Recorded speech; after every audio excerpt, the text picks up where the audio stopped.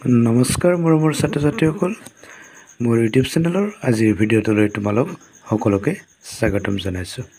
ছাত্ৰ ছাত্ৰীসকল, আজি অসম জাতীয় বিদ্যালয়ৰ তৃতীয় শ্ৰেণীৰ সমাজ বিজ্ঞান পাঠ্যপুথিৰ অন্তৰ্গত প্ৰকৃতিত ঘটা কিছুমান ঘটনা এই পাঠটিৰ প্ৰশ্ন উত্তৰসমূহ আলোচনা কৰিবলৈ আগবাঢ়িছোঁ। গতিকে ছাত্ৰ ছাত্ৰীসকল, তোমালোকে ভিডিঅ'টো অকণো স্কিপ নকৰাকৈ প্ৰথমৰ পৰা শেষলৈকে চাই যাবা আৰু বহীত ধুনীয়াকৈ লিখি ল'ব।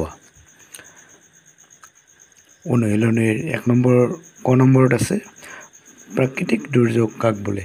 তোমালোকে উত্তৰত এনেদৰে লিখিবা, প্ৰকৃতিত আকস্মিকভাৱে ঘটা দুৰ্যোগক প্ৰাকৃতিক দুৰ্যোগ বুলি কোৱা হয়। তাৰপিছত খ নম্বৰ প্ৰশ্ন, প্ৰকৃতিত সচৰাচৰ ঘটা দুৰ্যোগবোৰ কি কি? উত্তৰ, প্ৰকৃতিত সচৰাচৰ ঘটা দুৰ্যোগবোৰ হ'ল বানপানী, ভূমিকম্প, খৰাং, ভূমিস্খলন, ধুমুহা বতাহ আদি। তাৰপিছত গ নম্বৰ প্ৰশ্ন আছে, অসমত বানপানী সৃষ্টি হোৱা দুখন নদীৰ নাম লিখা। তোমালোকে উত্তৰত এইটো লিখিবা, ব্ৰহ্মপুত্ৰ আৰু বৰাক। ঘ নম্বৰ প্ৰশ্ন, তোমাৰ অঞ্চলত হোৱা বানপানীয়ে মানুহৰ মাজত কি কি অসুবিধাৰ সৃষ্টি কৰিছে লিখা। উত্তৰত এনেদৰে লিখিবা, বানপানীয়ে আমাৰ অঞ্চলত বহুতো অসুবিধাৰ সৃষ্টি কৰিছে। সেইবোৰৰ ভিতৰত ঘৰ দুৱাৰ ভাঙিছে, জীৱ জন্তু তথা মানুহো মৃত্যুমুখত পৰিছে, বহুত বস্তু বাহিনী নষ্ট কৰিছে, থকা আৰু খোৱাৰ অসুবিধা হৈছে। তাৰোপৰি কেইবাদিনো পানী জমা হৈ থকাৰ ফলত বেমাৰৰ বীজাণুৰ সৃষ্টি হৈছে। ফলত কলেৰা, মেলেৰিয়া, গ্ৰহণী, টাইফইড আদি বিভিন্ন ৰোগে আক্ৰমণ কৰে। এতিয়া অংগ নম্বৰ প্ৰশ্নলৈ আহিছোঁ, ভূমিকম্প হোৱাৰ সময়ত আমি কেনেধৰণে সাৱধান হ'ব লাগে।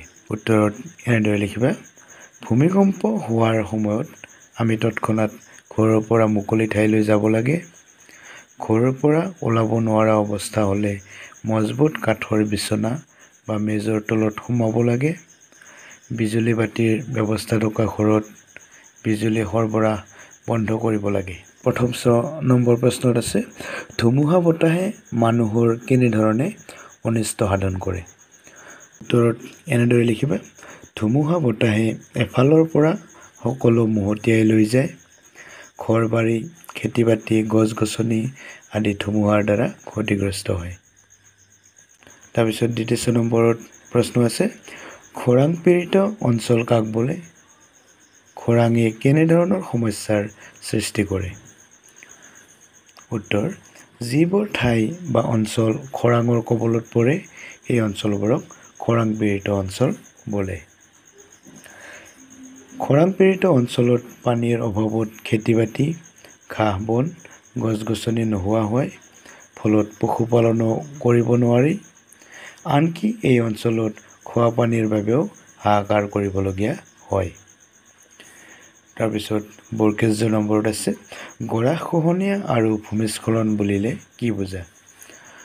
উত্তৰত আমি এনেদৰে লিখিম, নৈপৰীয়া ঠাইত নদীৰ পাৰৰ মাটি খহি সৃষ্টি কৰা দুৰ্যোগক গৰাখহনীয়া বোলে। ভূমিস্খলন মানে হ'ল এক অংশ ভূমি ওখ ঠাইৰ পৰা খহি পৰাকে বুজায়। সাধাৰণতে পাহাৰীয়া ঠাইত পাহাৰৰ মাটি খহি পৰি ভূমিস্খলনৰ সৃষ্টি হয়। 2 নম্বৰত আছে, বাতৰি কাকতত প্ৰকাশ পোৱা প্ৰাকৃতিক দুৰ্যোগবোৰ ছবিবোৰ সংগ্ৰহ কৰি এখন বহীত আঠা লগাই দুৰ্যোগবোৰৰ বিষয়ে এটি চমু টকা প্ৰস্তুত কৰা। তোমালোকে বাতৰি কাকতৰ পৰা প্ৰাকৃতিক দুৰ্যোগৰ ছবিবিলাক সংগ্ৰহ কৰিবা আৰু তাৰ পৰা ধুনীয়াকৈ কেঁচি বা বিলেটেৰে কাটি সেইবিলাক তোমাৰ বহীত আঠা লগাবা আৰু তাৰপিছত সেই দুৰ্যোগবোৰৰ বিষয়ে ধুনীয়াকৈ বহীত লিখিবা। এইটো তোমালোকে ঘৰত নিজে কৰিবা। তাৰপিছত 3 নম্বৰ প্ৰশ্ন আছে, প্ৰকৃতিত ঘটা দুৰ্যোগবোৰৰ পৰা হাত সাৰিবলৈ আমি কি কি ব্যৱস্থা গ্ৰহণ কৰিব পাৰোঁ লিখা। উত্তৰত তোমালোকে এনেদৰে লিখিবা, যিসকল লোক প্ৰাকৃতিক দুৰ্যোগৰ লগত মুখামুখি হয় তেওঁলোকলৈ আমি বাকীসকলে সহায় সহযোগ আগবঢ়াব লাগে।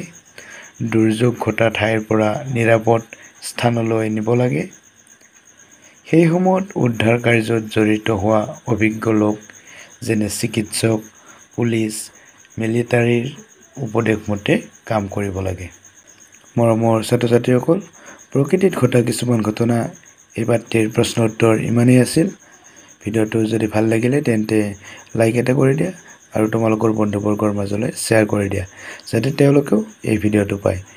আৰু যিসকলে মোৰ চেনেলটোলৈ নতুনকৈ আহিছে অনুগ্ৰহ কৰি চেনেলটো ছাবস্ক্ৰাইব কৰি কাষত থকা বেল আইকনটো প্ৰেছ কৰি দিয়া যাতে মই দিয়া পৰৱৰ্তী ভিডিঅ'বোৰ তোমালোকৰ নটিফিকেশ্যন গৈ পায়। ভিডিঅ'টো চোৱাৰ বাবে ধন্যবাদ। পুনৰ লগ পাম আৰু নতুন ভিডিঅ' লৈ। ধন্যবাদ।